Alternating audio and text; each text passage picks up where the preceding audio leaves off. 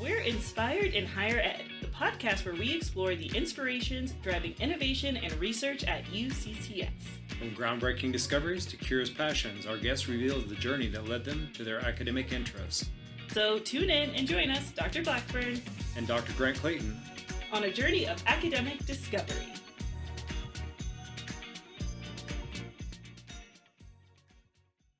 And so my different roles have allowed me to see a whole bunch of people in a bunch of roles, and the dedication people have caring about UCCS is great. The voice you just heard and today's interview guest is Kelli Klebe, professor of psychology, who has worked on research and program evaluation of different social interventions for criminal justice, education, mental health, and more. I've been at UCCS for 33 years. I came straight out of graduate school to a tenure track faculty line, and I'm in the psychology department, quantitative psychologist by training. When I was doing, I teach quantitative classes and I do research on effectiveness of social interventions and the use of statistical methods, or I did in the past. For the last 11 years, I've been the graduate school dean. And I think I've served every administrative role in the academic affairs.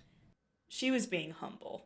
Dr. Klebe led the evolution of the graduate school at UCCS by fighting for increased financial aid for students, opportunities to showcase student research like the UCCS Grand Slam and Graduate Research Showcase, and genuinely listening to students with a goal to engage on their time. The article all about her time and impact is linked in our show notes. So I have 3 brand new classes that I've never taught in 33 years of being at UCCS. Oh, and she returned to being a full-time faculty member with a slate of brand new classes and wasn't sure exactly what to expect. Everyone told me, you're not going to like teaching anymore, Kelli. The kids have changed. And I am so in love with teaching it. My students are great, fantastic. I have very small classes, very engaged students. So I told them last night, I said, you guys have made teaching exciting for me again, so thank you. So talk to us about your favorite article and give us a brief introduction about it and why it's a favorite. Yeah, I don't know if it's a favorite anymore, but why I gave it to you guys, one, think of the great title it has. The article Dr. Klebe read as a student, and linked of course in our show notes for you, is actually titled The Unicorn, the Normal Curve, and Other Improbable Creatures. Intriguing, dare I say. This article was published in 1989 in the Psychological Bulletin and authored by Theodore McCurry. The goal of this research was mapping the distributional characteristics of test scores from various school districts to see how normal the normal distribution, rather that nice symmetrical bell-shaped curve we tend to picture when discussing large enough statistical data. But I read this in graduate school, so probably my 3rd year in. I didn't look at the date to remind myself when it would have been, but about the 3rd year in, and I was like shocked, right? Like, I've just taken 2 years of statistics and nobody has ever mentioned that normality doesn't exist. This cannot be. So I was in a class that was my advisor, and I said, can I do my thesis on something like this? My family comes from Missouri, and that's the show me state, and I don't believe it. And I still remember that feeling now, probably 38 years past, of shock and like dismay and like, is this the truth? So that's why it's kind of my favorite, and my dissertation ended up being around a statistical method and whether it was robust to violations of the assumption of normality. So I had like 5,000 conditions under which I studied the t-test. It gave me a nice review, thinking about things we learned, and we spend all this time teaching these methods, and then turn around and violate all these core assumptions, and how robust actually so many of those methods actually are to the naughty things we do in the practical world. Yeah, it works for the most part, right? So, I mean, I still kind of talk to students about normality. So assumptions are important for me when I teach statistics methods. And I don't think everybody feels that way about them. But because you're right, Grant, it's like, well, mostly works most of the time, right? There are some cases it's not. So you should know when those are so that you can use a better method to answer your research question. Statistics are just tools to help us answer the things we care about. One of the other things that I wanted to ask you about is, we've got students and teachers and researchers. Kind of what should we be taking away from an article like this? What other things should I be checking? And as teachers, we teach these things because we need them, but at the same time, we also know there are lots of caveats around them. And then, as we get practical and applied researchers, we're out there dealing with the messiness of real data. So, how should we be thinking that with these three groups? Well, that's a good question, Grant. I mean, as a teacher, right, in a classroom, we're always limited by time and what we can and can't. And there's more to cover than we have time for. So but I do think it's important that we help students realize the complicatedness of it, of how things are done, and that they actually don't have to be an expert in everything that they're learning, and that they should build teams to do their research. So you can have people like me who care about that. And Hayley, you can be our qualitative person who helps us think about the context. Side note, my research is in media studies and technical communication, so I'm more often using qualitative methods and asking why and how someone responds to something. Grant's research often draws from more quantitative and statistical analysis on conditions and predicting if and to what extent things impact outcomes. Right? And so you build teams for doing research with different people having different expertise. So how to help students think about that. But there's only a limited amount of time that you can do, so we have to teach them how to teach themselves.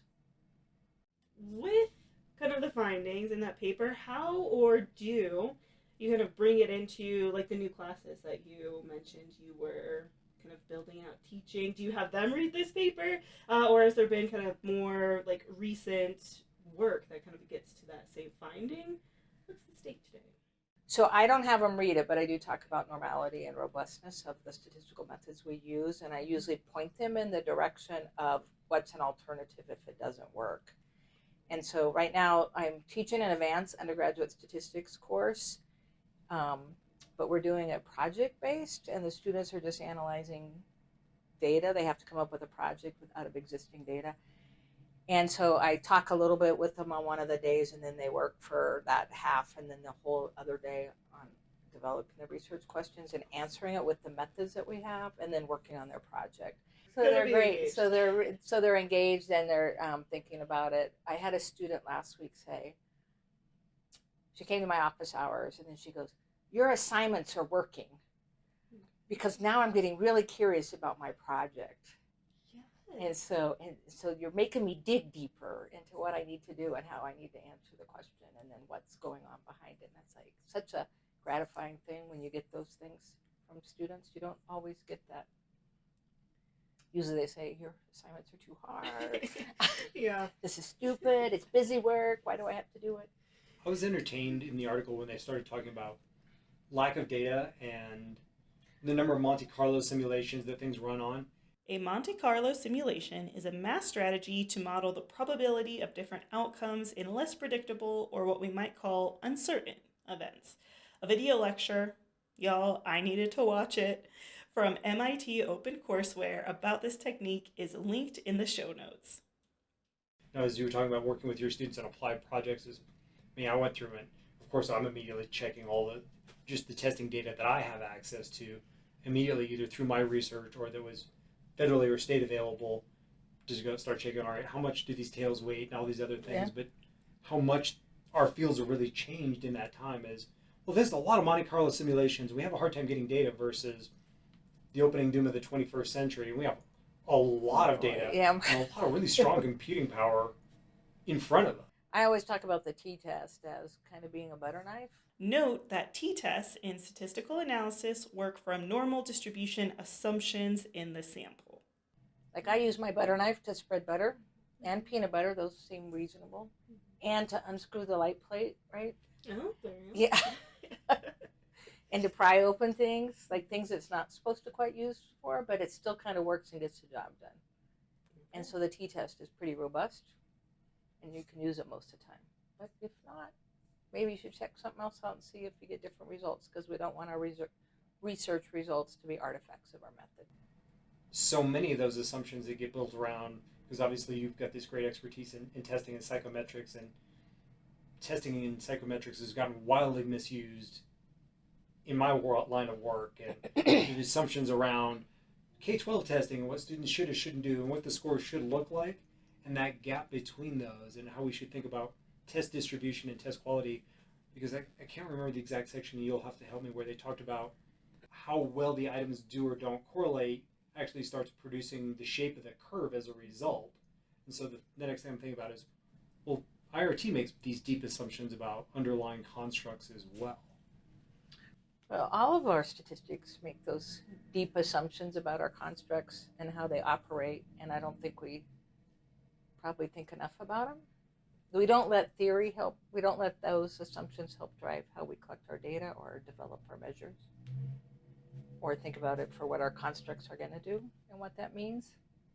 So we still use single item questionnaires all the time, which leads to lots of problems, right? But you know why you do it. Sometimes for want of time or money or Yeah. space. So, and as the statistics get more complicated, right, there's more assumptions that are being made about that. But the statistic world, like, I feel so far behind now, just changing so much, right? So in psychology, we started with single subject designs to really understand the individual. And then we said, well, there's too much variability. We need to get the group and average out that variability to see what the group does. And then we've come back to realize, well, the group doesn't actually represent our people, our individual people, and what our scores are. So we're adding the person back into our statistical methods. So we have group differences and individual kind of differences that we can look at. But back to your kind of, I always get scared about your comment for education and how we use tests. Not to help think about how we can better teach kids one-on-one or what they need that's different, but to grade teachers in schools on what their tests are, which is not the purpose of the test. Thank you. I was wondering It's if you were going to not dodge the that part purpose the of the test. No, it's not the purpose of the test. So we start using our measures for different things that they weren't developed for. And in schools, that seems the most obvious, but maybe that's because I have kids and you see it. And other places, it's hidden if you're not part of it. Or it could just be one of the biggest large-scale misuses and experiments we've done. Yeah, so sometimes I've been on school improvement teams before, and it's like, I believe in testing, right? I'm a psychometrician, I believe in testing, but not how we're using it. They were designed for school measures, and they do a better job as a school measure than they do for individual teachers or individual classrooms. And the more granular we get, the more that signal-to-noise ratio gets. Unless you really want to go out all the way down to the student and really understand what your student is doing, you could do it that way. Grab what this student needs help with. But as soon as you average those across it, it feels like it doesn't have meaning anymore. And then to use it punitively is problematic. So they were referring broadly to the high-stakes standardized testing models that rate schools while often using those ratings in resource management decisions, with often the lower scoring districts being held accountable, whatever that means, but not actually supported or funded or, helped in increasing those scores. An introductory blog published by the National Education Policy Center from CU Boulder is linked in the show notes for a quick dive into the topic. It's definitely something interesting and important to explore for yourself. Same with our FCQs, right? Yes. They probably don't even have Scores. quality measurement reliability associated with that distribution we know isn't normal. it. Yeah. It's a unicorn. It is. Right. I love the comments. I gotta read, right? Gotta get back to reading my comments and actually seeing what the students have to say for sure on those. Well, be careful, Hayley. I agree. It's important you can learn how to improve your class when you think about it, but don't take them to heart, because they'll love you and hate you in the same class. They'll love the things you do and hate the things you do in the same class. The last half of our conversation really turns to the learning and research experiences with thoughtful advice from Dr. Klebe. I really resonated with this conversation and appreciated the perspective. Yeah, I try to teach the research methods class undergraduate as like each class is what's the decision we got to make, right? And so then at the end of the semester you lay out, here's all the decisions that you've learned about here, right? And you have a full sheet of pages about, there's a lot of decisions. And my students this semester, we're using existing data, but they have to, it's like a huge 4,000 people in the data set, 300 some variables. So they have to pick a question.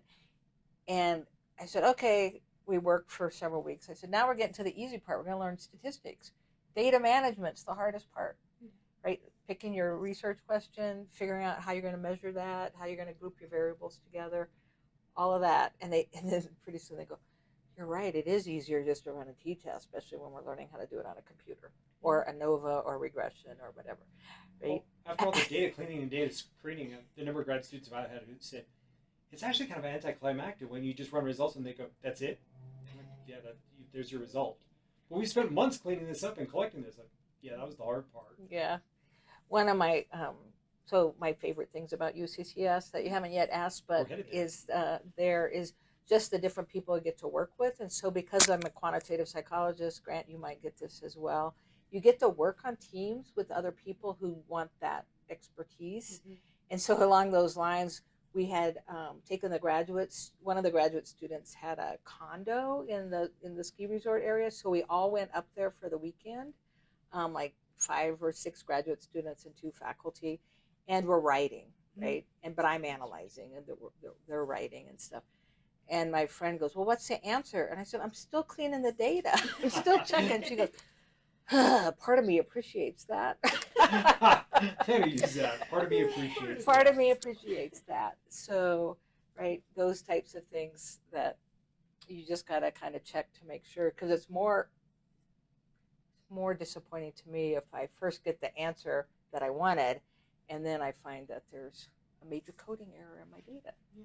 Didn't you just tell me about a problem, frustration that you had, Grant, trying to find some code that's wrong, and it was the data? Yep. Yeah. Turns out it's the underlying data. It wasn't me, and I felt better, but it's like a bad breakup. Yeah. It's not me, it's you, it's the data. For I've been thinking about graduate students lately, watching them, and when I was in graduate school, it felt like I could just be a learner. And when I first came into the faculty, it's like, oh my God, I miss being a graduate student where you could just learn, right? I mean, I was teaching, but you were learning there, you're doing research, but it was all learning. You're going to classes, you're learning was the bottom line.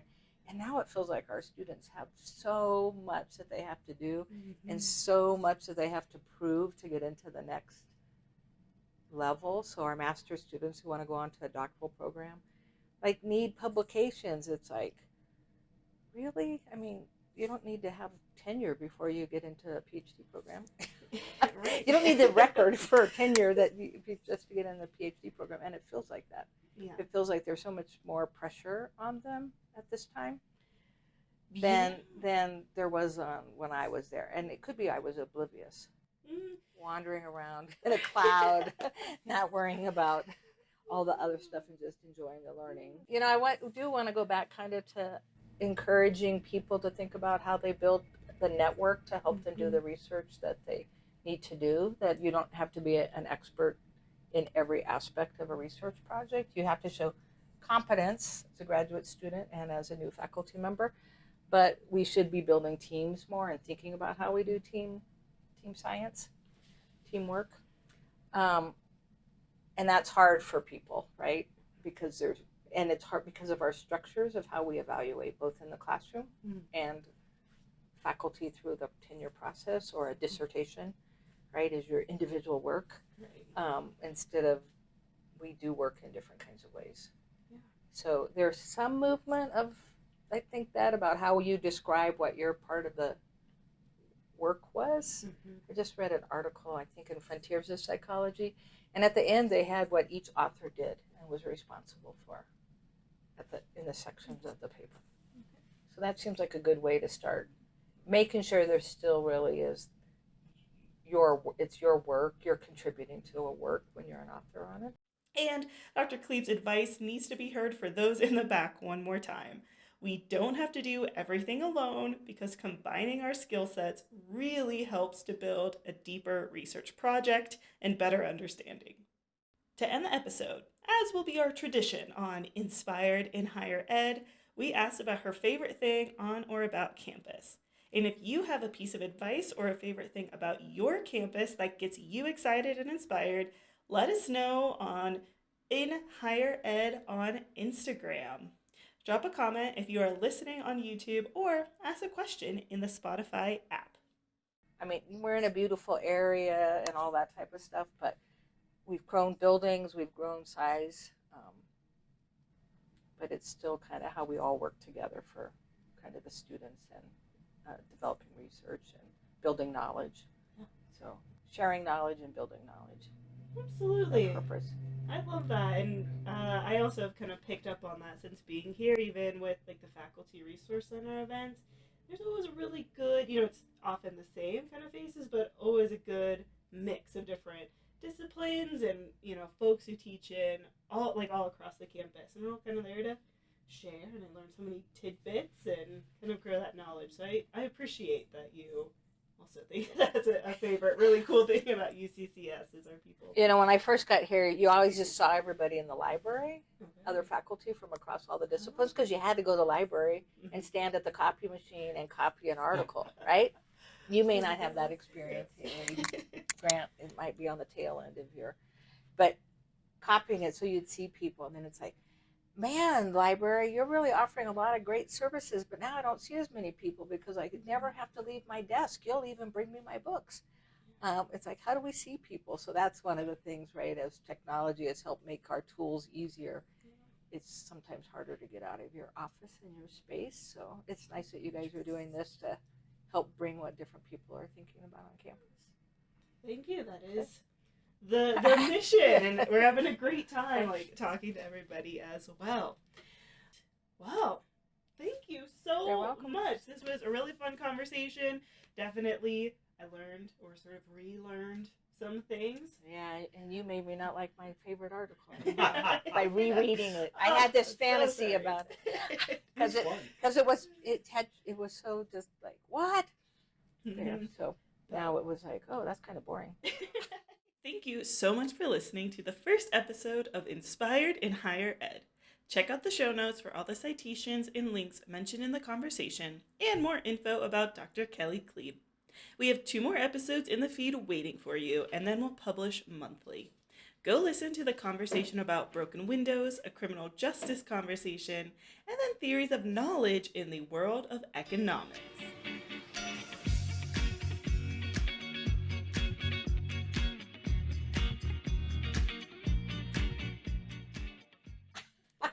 Hard-hitting questions. Right.